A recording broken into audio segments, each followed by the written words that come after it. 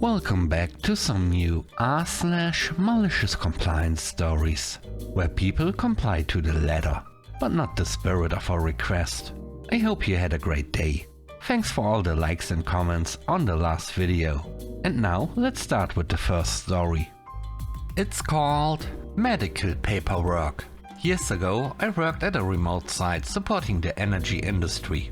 The location was so isolated that the client company maintained its own full medical facility, where I was part of the medical staff. Because the company paid for all medical care as a fixed budget line item, no one ever saw a bill. This made for a system that was ripe for abuse. Not by patients, but by a particular contracting company. Now, most contractors were reasonable.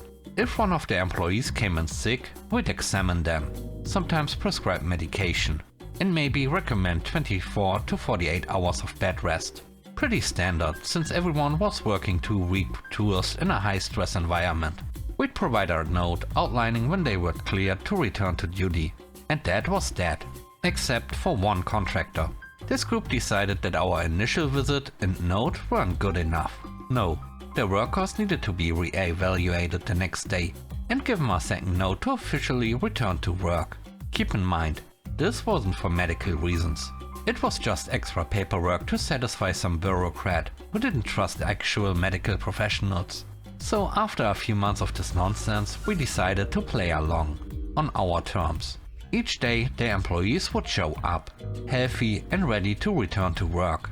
But since it wasn't a medical issue, we prioritized real patients first. We'd see them after morning sick call, and after any scheduled appointments.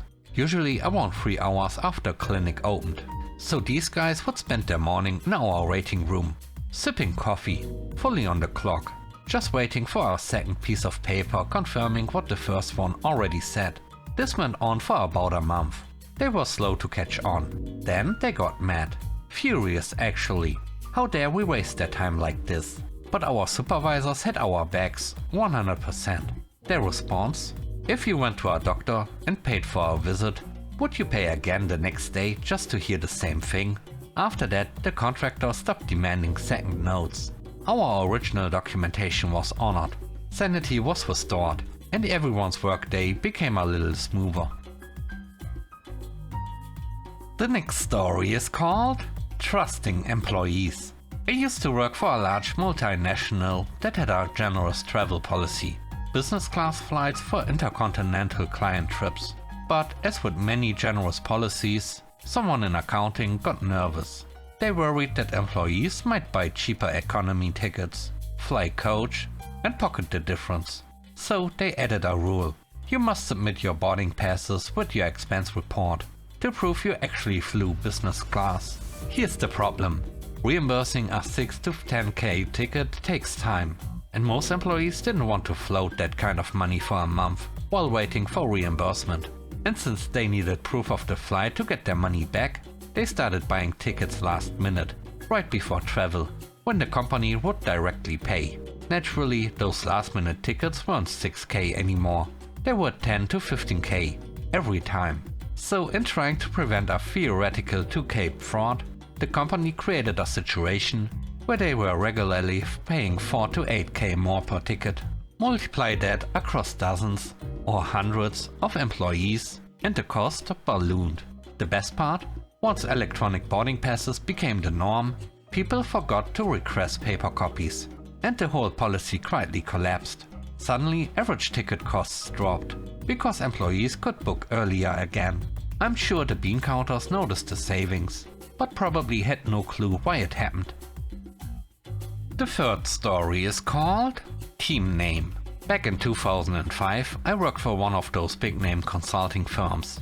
The kind that prides itself on excellence while grinding employees into fine dust. Underpaid, overworked, morale in the negatives, the usual. In a rare attempt to foster camaraderie, HR had what they thought was a genius idea. An internal soccer tournament between teams from different client projects. And since this was Argentina, where soccer is practically a second religion, plenty of people signed up. It was one of the few bright spots on the calendar. To be fair, the idea had potential. Mixed level teams, from junior temps to senior partners.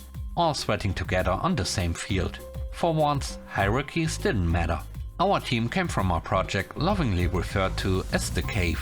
No daylight, no breaks, just endless deliverables and a manager who had mastered the ancient art of client boot polishing while casually overworking his staff. We wanted to go all in. Jerseys, pride, and maybe a little revenge. One of the guys asked the manager to fund our team kits. He said yes. Great. Then he said, "Oh, and I want to play too." What were we supposed to say? No? Fine. He joined. He wasn't terrible, but let's just say he wasn't the Messi of middle management. Then came the name in question. Call it whatever you want. Sure thing, boss. So we did. For 4 glorious games. Before he tore his ACL, our manager waddled around the pitch, in front of clients, colleagues and fellow higher-ups, wearing a jersey proudly labeled with the team name, the Worn-Out Slaves. Every game someone would ask him, "Wait, what's your team called?" And every time he had to say it. He was not a fan. We made it to the semi-finals and lost to the eventual champions. But honestly, we'd already won. The next story is called Lot Problems. Decades ago, I worked as a quality control manager for a food production company. My job was to oversee the safety and quality of the food coming out of 4 regional plants. That meant inspecting production lines and looking for anything that might compromise product integrity. One plant I visited was doing pretty well overall. Production was within spec, sanitation looked fine, and I was ready to give a solid report. But I did notice a potential risk.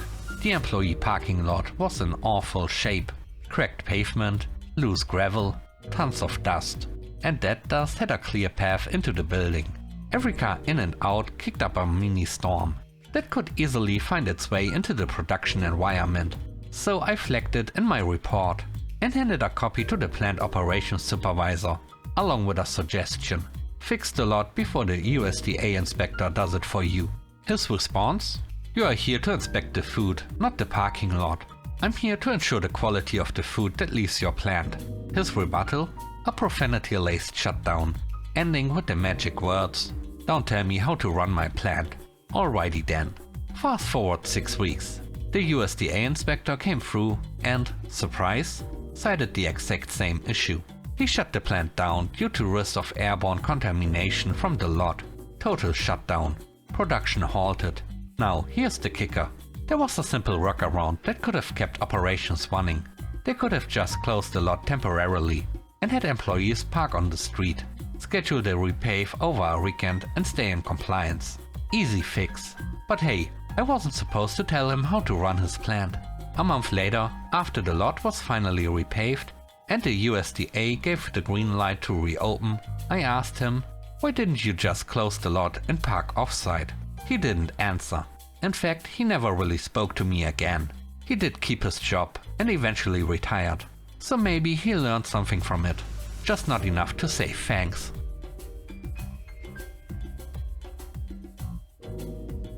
The last story is called 555.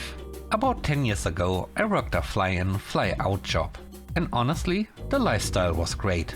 We worked 8 days on, 6 days off.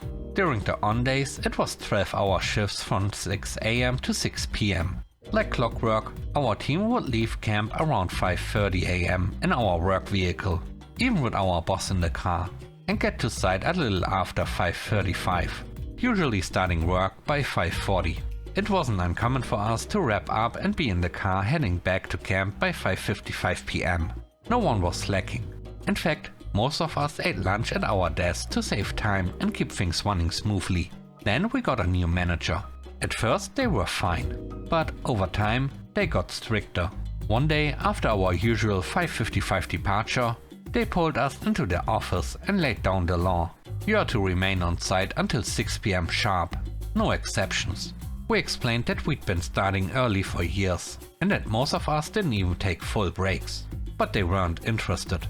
From that day forward, we didn't leave camp until 5:50 to 5:55 AM. We took our full breaks in the lunchroom. No more working through.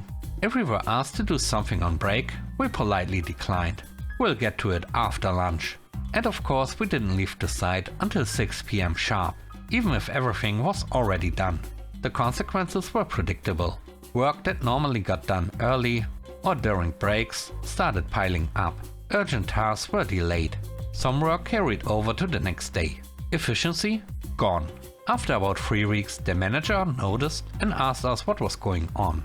We explained, calmly, professionally, and with full transparency.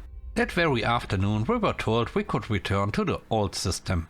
If your work is done, you can leave a few minutes early. That manager? They only lasted another 6 months. Whether they left or were helped out the door, I couldn't say. But the team? We got our 555 back. Thanks for watching the video to the end. I hope you enjoyed it. If you did, please don't forget to leave a like, comment and subscribe. And if you have time, watch another one of my videos. Also, if you want to support me further, check out the channel membership or Patreon. And now, I hope you have a great day. See you soon. Bye bye.